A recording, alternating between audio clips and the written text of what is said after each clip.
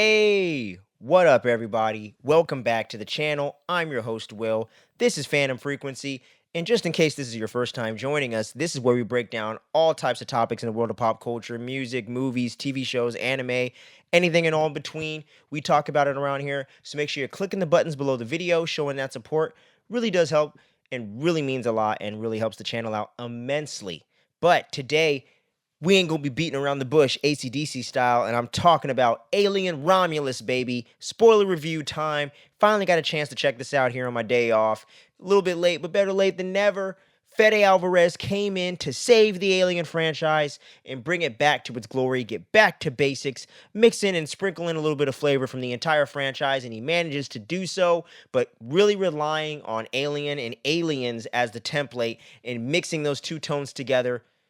And let me just get right into it, man. I absolutely love this movie. This is my favorite Alien movie since Aliens, hands down. Hands down. Alien and Aliens. My bad, because I like Aliens just a little bit more than Alien. I'm a little more of an action movie guy than sci-fi, but I love horror, and that is an element of both of them. So that's why I'm a James Cameron guy. I like Ridley Scott, excellent filmmaker. The original Alien, super dope freaking slasher haunted house movie in space. Who doesn't love the original? But something about Aliens just always was a little bit more my flavor. But Fede Alvarez comes in right here and mixes in both elements so well and actually manages to bring in some of the lore from Prometheus and things of that nature in a way and honor everything that came before the human hybrid stuff and all that kind of shit from like Alien Resurrection and whatnot. So they're able to blend in a lot of ideas from the franchise to me in an organic way without getting too fan servicey and going way over the top with it and overcomplicating it and trying to get too artsy fartsy like Ridley Scott did with Prometheus, in my personal opinion. Always been one of my least favorite ones in the franchise. I don't hate that movie or anything like that, but the characters are making dumb decisions. Certain things with the engineers and all that don't really add up or get any answers. But the character of David, played by Michael Fassbender, was really awesome. So coming into this one, I definitely was a lot more trepidatious until I heard that Fede Alvarez was the one directing it, because for those that don't know, he's one of my favorite modern filmmakers. I love the Evil Dead remake. 2017's Don't Breathe, one of the best thrillers in at least the last 15 to 20 years. I haven't seen the movie that he did, The Girl in the Spider's Web, so that's the only thing that he's done that I have not seen quite yet. But his first two films, to me, are some of the best of the genre, and he was able to make a horror remake damn near better, if not better, than the original film. And that is damn near impossible to do in any era of film, let alone today. So the fact that Fede Alvarez came back just over a decade later and has revitalized a franchise that was definitely dead in the water in Alien. The last movie, Covenant, didn't even make most of its budget back by the end of its theatrical run, if I'm not mistaken. This movie right here already made $100 million, and it's speaking volumes to the level of success that Fede Alvarez was able to bring this thing by keeping it simple and going into the atmosphere, going into the scares, going into the sci-fi element of it. No one in space can hear you scream, using elements of space travel, using gravity and the lack of gravity and anti-gravity and all that in so many new and fresh creative ways to create these thrilling sequences and these great tense moments of drama and of horror that just works so well with the film and able to blend in some of that James Cameron Aliens action flavor, but still keep it grounded and keep it less macho and keep it less over the top and real, 80s action movie that James Cameron brought to that Aliens movie back in '86 with the Marines and everything going on with that. This definitely had a much more boots to the ground, everyday blue collar worker of the original Aliens with all the characters in this film, and able to kind of merge those two elements together to bring something that really fits perfectly in this sandwich between Alien and Aliens. Because for those of you that don't know, and I didn't even realize this till recently, just before seeing the film, this one is set in between the original and the second film, Alien and Aliens. So this is that 1.5. And to me, I also thought that was a very brilliant idea to bring in some of these classic things of the lore and do a little bit of fan service in the sense of tying things together, but in a much more organic way. For those that don't know, we'll just kind of pick up that this has gone down before with another crew, and something really fucked up happened on this Romulus space station that's connected to the Remus space station, Romulus/Remus, if you will. And the whole thing that's gone down in the aftermath of that ties directly into the first film, because those victims are the characters in the cast of the original film. And to me, that was brilliant, especially not knowing all of that was going to be at the built into the story and built into the overall setting, location, and the atmosphere and the world building elements of this film. So to me, that was such a pleasant surprise, and I was thoroughly enjoying all of that. But let's not get past the characters here, because all the characters in this film were either compelling or at least well acted and interesting and entertaining to see throughout the film, and all served a purpose in one way or the other and brought something to the table for this whole thing going on. Because in the story, all these young adults or teenagers, all their parents have died off from all these different diseases of every life cycle they have to live on this fucked up planet that is at the becking and call and pretty much working as slaves to the Weyland-Yutani Corporation, which is the big corporation that's been all throughout the Alien films and through the lore ever since the beginning in 1979 with the original, and got expanded in comics and graphic novels and things of that nature, and the Alien sequels and everything like that. So there's been a ton of material out there that I'm not necessarily well versed in that definitely expands even that side of the lore even more. And this plays directly into that, and they're just desperate and are looking for any way they can to escape from this planet and go to this new planet where they can see the sun, get sunlight, and get a much more fresh and better quality of life on this planet called Yutani. I think it was called, not Yutani, I'm sorry. Yvonne or something like that, Yvonne 3 or something of that nature. And it's going to take them 9 years in cryo sleep in order to get there. They're a couple of the guys of the cast here, they work for this thing, and they discover the space station that is Romulus above, just floating above their planet, and see that it's abandoned or whatever, or at least assume that it's abandoned on purpose. And we all know why, because everybody died on that motherfucker, and it's been being kept under wraps. And I'm not sure exactly how long this takes place after the original Alien, so anyone that knows, drop that in the comments below and let me know. But that's the whole kind of heist, if you will, almost Don't Breathe style. And that's the whole reason why they go to the space station and why they're so desperate, because their parents have literally died off. They have no other options, so they're trying to do anything they can to get out of this situation. And the main character, if you will, of Rain, has this synthetic companion of hers that almost is like her surrogate brother or adopted brother in a sense, and kind of like a guardian for her as well. And when it comes to David Johnson's character of Andy, the synthetic, that is also Rain's companion, played by the great actress Kaylee Spaney. And they're going into this whole heist with their friends and whatever, and trying to help them get out of the situation. And that's the whole setup for this thing. And I thought that was such a great way to do it, to get us reintroduced to the world, to get us to understand these characters and what makes them tick, what they're about, and what's the ultimate motivation and the ultimate source of the desperation to get them to kind of go on this crazy ass mission and do this dumb idea in order to find a better lease on life and in order to live a great life and a better life. So that to me was just an excellent setup. And Fede Alvarez is kind of the king and kind of the best genre filmmaker at creating a setup for the situation, for everything to take place. He did that with Evil Dead, the remake with the girl having drug withdrawals and trying to get sober. He also did that really well with Don't Breathe, and kind of creating the situation where they're committing a crime that can get them serious jail time, so they don't want to snitch or go, and they can't go to the cops to help them out with the situation with the blind man. But also the blind man's over there committing crimes as well, so he kind of doesn't have as much of a leg to stand on to kind of report them either. Has to kind of take them out, if you will, and dispose of them and handle the situation and keep it under wraps, because he has a girl kidnapped in his basement that they ended up killing on accident, or getting them, or they ended up getting her killed by the blind man on accident when he was aiming at them, and ended up shooting her because obviously he's blind and couldn't actually see them. So that whole setup right there, and the whole dynamic of the characters and everything going on like that, really plays well. And Fede Alvarez just brought that over to the Alien franchise seamlessly, and really does that effectively here, and it just worked in spades for me. And we're not going to get into an Alien review without talking about the Xenomorphs before I circle back to the characters. And he does such a great job at actually bringing the Xenomorphs back to being scary again, fully and truly. A lot less CGI, it's practical effects, people in suits, all that, for the chest bursters, for the face huggers, and for the Xenomorphs proper. He does such a great, and even the weird ass alien human hybrid that we're going to get into in just a little bit. But all the creature design and everything like that is so effective, so well done.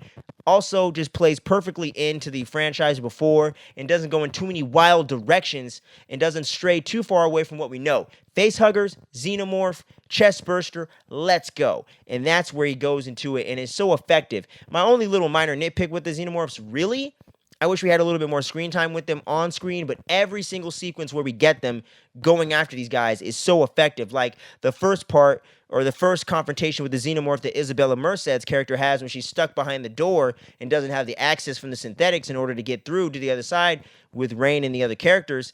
And Andy, he's got the other programming from a character we're going to get into in a bit, to where he has the directive to protect the Weyland Yutani Corporation over Rain, as opposed to his previous directive, which was always the one he had from the time that he was found by Rain's father, was to do whatever's best for Rain. That was his primary directive and what he was programmed to do, and what he's ultimately his whole mission to go out and do, almost Terminator style. So that was his whole mission, at least in life, and then it got changed up when she had to use the chip use the information of the chip, or whatever the fuck they call it. I forgot what the damn term is that they use, but the little chip that she has to put inside of his brain in order to save him, used from the other synthetic that's from the original film. Rook, I can't remember the actor's name, but Rook is still left on this ship, and they end up plugging him in and turning him on, and that all ties in together with the new primary directive of having to protect the Weyland Yutani Corporation. So when he's trying to do that, he doesn't let Isabella Merced's character into the room through the door, and she ends up getting taken by the xenomorph. And that whole sequence is crazy too, man. And then when they end up finding her in the hallway with all the other victims from the previous film and whatnot, they have all this great anti-gravity sequence with Rain shooting at the damn xenomorphs and getting straight headshots, going on a straight-up killing spree, fucking Halo style, taking these fuckers out. And then they got to use the anti-gravity to float around the acids, because as we all know, that shit gets on your skin or gets to any vital organ or part of your body, you dead. So the fact that they were able to use the gravity and all that stuff to create that thrilling sequence was so awesome, with the same kind of rifles or whatever that they kind of used in Aliens as well. So setting up a lot of this world building in a subtle way, I thought played so fucking well in this thing, man. Mwah, chef's kiss. Fede Alvarez, you're the fucking man, dude. And just so many great sequences like that, or the sequence where they first come in contact with the face huggers is really fucking scary as well, using water and the whole 9 yards, and the whole way that they're able to, freaking, it's a lot of crazy stuff that rhymes with grape going on with these goddamn face huggers, let me tell you, dude. And just great stuff going on there. And the whole first chest burster moment with the character of Navarro right there dying in Isabella Merced's hands, man. Just so many great hardcore moments in this film. All the sequences are so great. And he does a great job with the pacing, Fede Alvarez, that is the director, at just keeping this really awesome pacing that really mirrors the original film very well, but to me isn't even quite as slow as the original film, and keeps you a little bit more invested, and kind of gets the tension so high that you almost are just on the edge of your seat and can't be relaxed and or bored with the story. So even though it was quite a bit of build up to get to the xenomorphs, I thought it was actually done very well and came off great. But yeah, man, and getting back into these characters as well, before we get into the weird alien hybrid stuff, really loved the main character, the final girl, if you will, of Rain, played by Kaylee Spaney. I thought she did such an excellent job playing this character. It was able to kind of have a little bit of a parallel the way they set the character up with Ripley, but still has her own personality, still had her own vibe, and had her own motivations for what she was doing. So I thought they did a great job at paralleling her character archetype a little bit, but still doing their own thing and giving her own identity and her own personality. And Kaylee Spaney really came into this role and did a great job. David Johnson as Andy in this film, to me, though, is the strongest performance, because he essentially has to play almost two versions of a character in one person, and does it seamlessly, and has to also seem like he's a robot, or an android, if you will. So the fact that he has to play on all these different layers and different aspects of the character, and does a phenomenal job doing all of them, because when he has the new primary directive from the character of Rook from the original film or whatever, he's almost an antagonist in the movie, and almost as unlikable and almost completely unlike the personality that you saw from the more reserved and shy dad joke version of his original programming. So the way that he was able to play both sides of the character seamlessly like that, and make you root for and against him, within the same movie and you not feel like they're trying to manufacture a heel turn or a character turn or a big redemption kind of thing, to me was just excellently done. My girl Isabella Merced comes up in here and she does a great job as well. I don't even know if they even give her character a name, to be completely honest with you, but I would assume they do, but I don't remember what the fuck her name's supposed to be. With her being pregnant and the whole way that pretty much directly ties into the human hybrid situation, really fucked up stuff, man. And she does a great job with the performance of playing up the horror of actually seeing the xenomorphs, playing into having that chemistry and having that on-screen chemistry and vibe going with the character of Rain. Really awesome stuff. And just all the actors across the board, all the acting was just phenomenal. Really well done. Really love this cast of characters in the sense of I got a good sense of who they were, was rooting for them to succeed and then get out of this situation alive. Obviously, I figured that most of them wouldn't, as in most Alien movie form. Most of the characters are going to get got, and that's the way that it should be. But yeah, man, just so much great stuff. And the couple things in this movie that I thought were a little wonky. Some of the Prometheus stuff with the character of Rook and the whole tie-in with the black goo and everything like that, while I thought was interesting and explained way more better in this film and tied into the franchise in a much more clear and concise kind of way, really made a lot more sense to me in this. The human hybrid thing with the birth and the egg and the baby and all that, weird shit to me. I always think that's a little bit weird. I'm not as big of a fan on the Prometheus side of things, but I do understand that they do kind of they had some unanswered questions here, and if this movie's going to play in the same continuity and be in the same sandbox, you do need to address that shit at some point in some fashion or form. And like I mentioned in the earlier part of the video, we've had a human alien hybrid before in Alien Resurrection. I have not seen that film, full disclosure. Haven't seen Alien Covenant, Alien 3, or Alien Resurrection. I've just watched a lot of different retro and spoiler reviews on it, so I do know a lot of the character details and moments, the whole David Fincher fiasco with 3 and everything like that. Winona Ryder being up in 4, and that one being much more of a schlocky, kind of more fan servicey, action-y type of film, as opposed to what they were going for with the more nihilistic feel of Alien 3, and then going away from the more action war movie vibe of Aliens, of course, and then completely going away from the horror space, haunted house and space vibe of the first film. Alien Resurrection and Prometheus and all these other things were definitely going in their own direction to varying degrees of success, of course, but this was able to bridge the gap between all the elements that makes the franchise great and some of the things to me that don't make it great, but I think still ties in really directly very well. Fede Alvarez did a phenomenal job directing this thing. And I do think characters make a couple dumb decisions in here, but it's nowhere near the Prometheus level for me. So overall, I thoroughly enjoyed this movie. I recommend all you horror fans go out there and check out this movie. You Alien fans especially, I don't think will be disappointed. Even though this film's been a bit divisive, I still recommend everyone goes out and see it unless you're really sensitive to childbirth, human, child stuff, or you're just really freaked out very easily. You're a scaredy cat. This film might be a bit too much for you, but if you're dyed-in-the-wool horror fan like me, or you don't really get bothered by much of anything on film, this is a thrilling horror sci-fi thriller. This is what you want out of an Alien movie, at least in my personal opinion, and it was everything that I could have asked for and pretty much more. So for me, man, I'm going to give this movie a fucking 9 out of 10. Give it that extra 0.5 for finally being a great Alien sequel or some kind of continuation, requel, if you will. Shout out to Scream 6. So this one is definitely a big recommendation for me. One of my favorite films of this year, bar none. Definitely in my top 3 right now. And I guarantee will be in my top 10 by the end of the year. So let me know if you've seen this thing already and, want to dive all into this and love the Alien franchise. You're more casual like I am, whatever the case is. Let me know what you thought about it down below. If you don't care about spoilers for whatever reason, and this video made you want to check out the movie, also let me know about that in the comments below. And if you're interested in getting any other reviews or discussions about the Alien franchise on the channel, let me know. I might, be willing to dive into that and do some stuff. Because I haven't seen Alien 3 or Resurrection, and I have been uber curious about them. Same thing with Covenant. And we haven't ever talked about the original or Aliens on this channel either. Never talked about AVP, so could have a lot of fun discussing some different Alien content on here. So if you're interested in that or any other sci-fi or horror type stuff like that, let me know what you want to see from that in the comments as well. We got a couple other videos coming at y'all this week. I got an OG Crow review that I did with this very special guest. There's going to be more information on that on my social media that is in the description below. So if you want to get a little bit of a sneak peek on that, dive into that down below. The new Crow reboot is coming out, remake, whatever, is coming out on Friday. Won't be able to get a chance to check that out till next week, so it's going to be a little while before I get the review out, but it will be out as we start getting into September and Labor Day weekend, so keep your eyes peeled for that, the new Crow and all that. And we got the Penguin from DC coming up right around the corner. We also have Agatha All Along coming up in the MCU on Disney+. We're going to be covering those shows as well. So make sure you stay tuned. Don't sleep on any of this dopeness, and I appreciate each and every one of you for sticking around to the end of the video. Love every one of you. Catch you on the flip side, y'all. Peace.